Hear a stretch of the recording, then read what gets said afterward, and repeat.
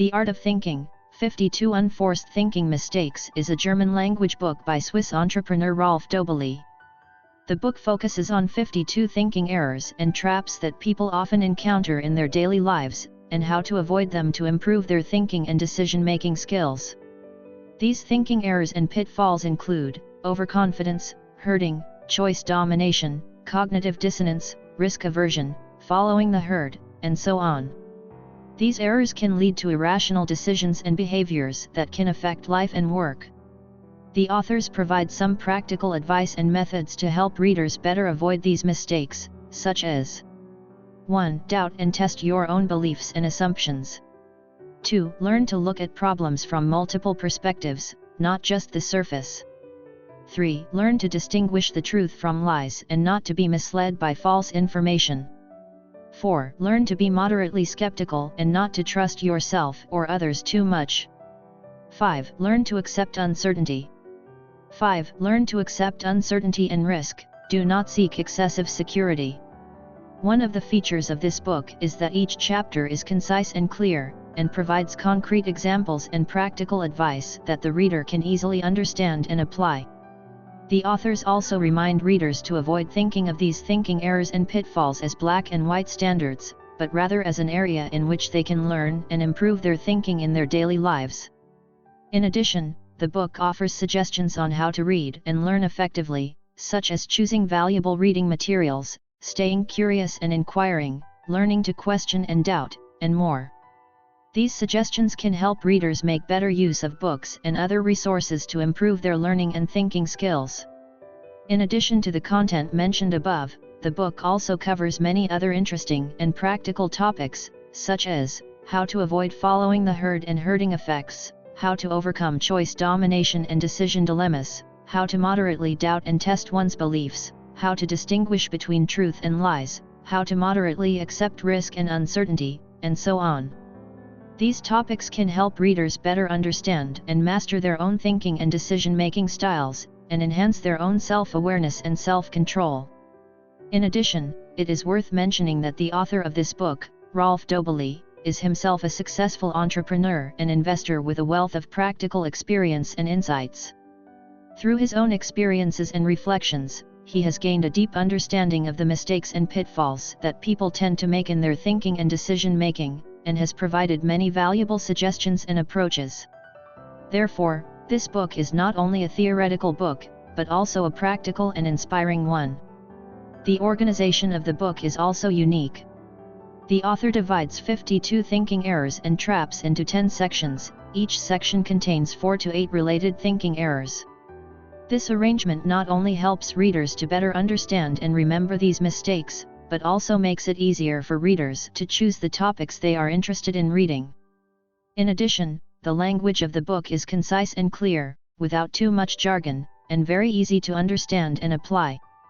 Each topic is illustrated by specific cases and practical advice, so that readers can easily apply this knowledge to their daily lives. The survivorship bias. Why you should occasionally visit a cemetery.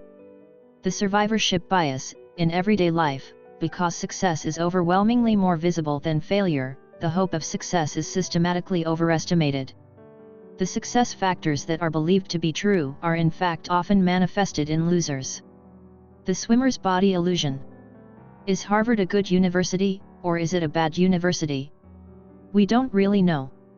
The reason professional swimmers have the perfect body is not because they have trained a lot, rather, they are swimmers because they all have good bodies in the first place. That is, their bodies are actually some kind of screening standard, not the result of their sport. As long as the screening criteria and the result are misplaced, we are caught in the illusion of swimmer's body. The overconfidence effect. Why you always systematically overestimate your knowledge and ability. We always systematically overestimate our knowledge and ability to make predictions, or even seriously overestimate them. There is a distinction between what people do know and what people think they know, but the overconfidence effect eliminates the distinction.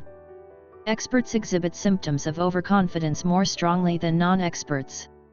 It is best to be skeptical of all predictions by default, especially those made by people who claim to be experts. It is best to prepare for the worst when working on any project, so that it is truly possible to judge the actual situation pragmatically. Social proof. Even if millions of people believe that something stupid is right, that stupidity does not make it right. Social acceptance means that when I behave the same way as others around me, I am right. That is, the more people think something is right, the more right it is. When a company claims that its product is the top seller in the market, think carefully about why a product is the top seller, and why it is really better. The sunk cost fallacy. Why you shouldn't hold on to the past. Human beings are always looking for some kind of apparent harmony and stability, and with harmony and stability, we can convey a sense of trust. There are many good reasons to keep adding to something in order to accomplish it, but don't insist on betting a lot on it. It's okay to ignore the costs that have been put on the table, regardless of what has been invested, but the only thing to consider is the present moment and what you decide for the future. The reciprocity. Why you shouldn't let people buy you a drink. Reciprocity is a long-standing survival solution. I help you, you help me. The ultimate conclusion of this reciprocity phenomenon is that humans have a hard time resisting feelings of indebtedness. The confirmation bias, Part 1. When you see the word special circumstances, please be very careful. Confirmation bias is a tendency to interpret new information as fitting an established theory, worldview, or belief. That is, we automatically filter out new information that contradicts established views. Disproof. Facts do not cease to exist simply because they are ignored. The confirmation bias, Part 2. Dry your baby. With the internet, we can easily connect with like-minded people, but the result of information tailoring can cause contrary opinions to never show up on a person's radar again. In such a situation, our behavior will become more and more closely aligned with the community of like-minded people. In this way, the effect of confirmation bias is reinforced by a vicious cycle. The authority bias. Why you should defy authority. When confronted with authority, our independent thinking can't help but fall short. We have a habit of obeying authority, even when such blind obedience makes no sense at all, and this is called authority bias. The more you can face authority with a critical attitude, the freer you will be and the more you can trust yourself. The contrast effect. Why you should not go out with friends who are models. The contrast effect means that when we observe something, if there is an object that is ugly, cheaper, or smaller, we will decide that the original object is more beautiful, more expensive, or larger. Our reaction to the contrast effect will suddenly provoke a strong reaction, and we will become unable to think calmly in an instant. In such a situation, it is impossible to notice the smallest details or changes in progress. The availability bias. Why you would rather use a wrong map than nothing. The availability bias means that we paint a picture of the world for ourselves with the help of easily accessible examples. In the face of all the sensational, loud, eye-catching things, we tend to automatically add a few possibilities to them. Conversely, we tend to automatically reduce the likelihood of the silent, low-visibility things. People always use the information or prescriptions that are readily available first, but decisions based on such a foundation usually lead to disastrous consequences. The trap of getting worse before it gets better, die wordt schlimmer beveries besser kan fall.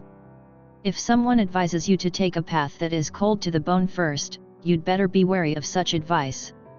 When a professional knows nothing about something in his or her profession, or is unsure, he or she will ask for the prop that it will get worse before it gets better.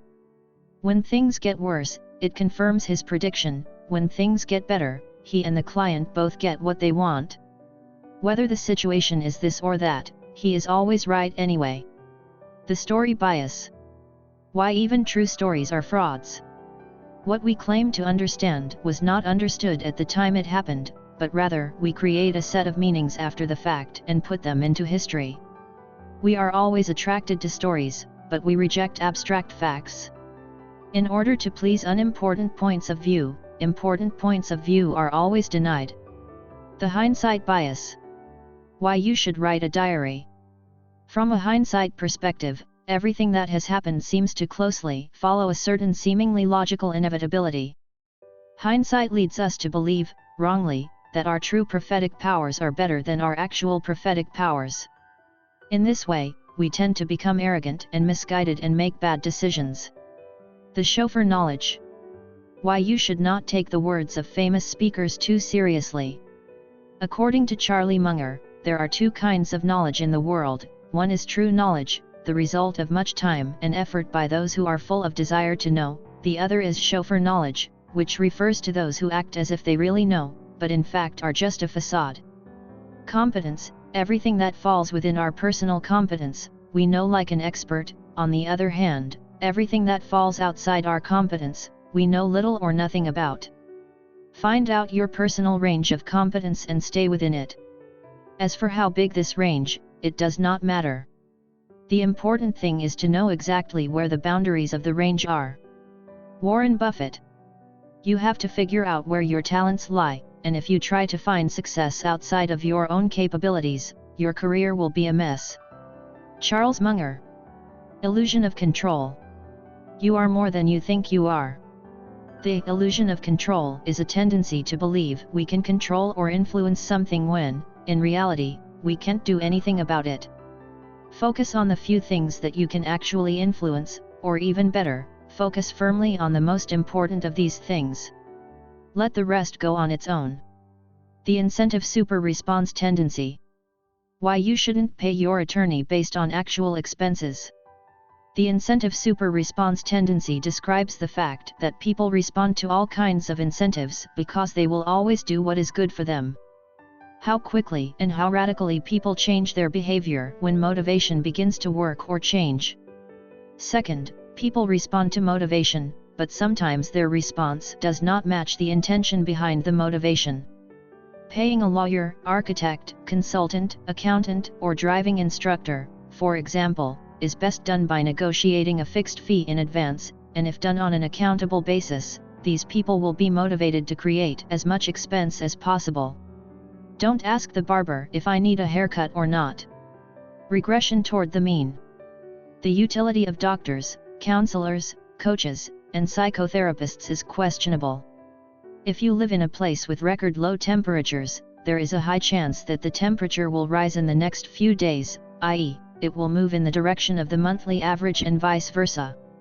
The extreme results will interact with the less extreme results. The tragedy of the commons. Why rational people do not appeal to reason. The tragedy of the commons is simply an effect that occurs when a group is larger than 100 or so people, and we thus exceed the limits of the system's ability to regenerate. If someone's income depends on playing dumb about something, it's incredibly difficult to get that person to understand that thing. Upton Hinckley. The only two paths to solving the tragedy of the commons are privatization or management. And everything that cannot be privatized, such as the atmosphere, the oceans, and satellite orbits, must be managed. The outcome bias. Please don't judge a decision by its outcome. We always tend to judge decisions in terms of outcomes rather than the process of decision-making at the time. This is sometimes referred to as the historian's fallacy. A bad result does not necessarily mean that a bad decision was made, and vice versa. It is important to look at why you or someone else made certain decisions. The paradox of choice. Why more is less? It is a blessing to have choices, but there must be a limit to the number of choices that can be made. This concept is called paradox of choice. The main reasons why paradox of choice occurs are, a large number of options can lead to confusion, a large number of options can lead to bad decisions, and a large number of options can lead to dissatisfaction. What should we do in the face of paradox of choice?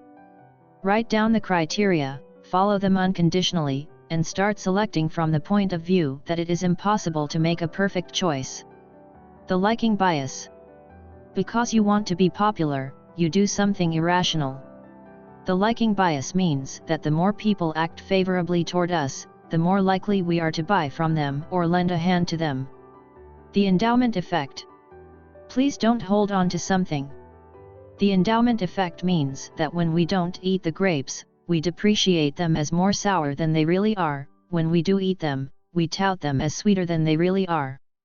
For example, if we are the seller of the same object, the price we offer is always higher than the price we are willing to pay when we are on the buying side. When we own something, subjectively we add significantly to the value of that thing. For us, it is obviously much harder to let go than to accumulate. This not only explains why we all have a lot of waste accumulating in our homes. Please don't hold on to something, but think of what you have as a chance encounter with you in the universe. All that you have, at any time, may leave you again. The wonder. The inevitability of impossible events. Those so-called impossible coincidences, although extremely rare, are definitely possible. Their occurrence is not surprising, on the contrary, if they have never happened since the beginning, it is really surprising. Groupthink. Why consensus can be dangerous. Groupthink means that a group of smart people will end up making stupid decisions because each member deliberately tries to conform to a consensus that is believed to be true. Failure cases have one thing in common: all members of a conspiracy group unknowingly develop a certain team spirit by constructing illusions. One of these illusions is the superstition of invincibility. The neglect of probability. Why the lotto jackpot is getting bigger and bigger.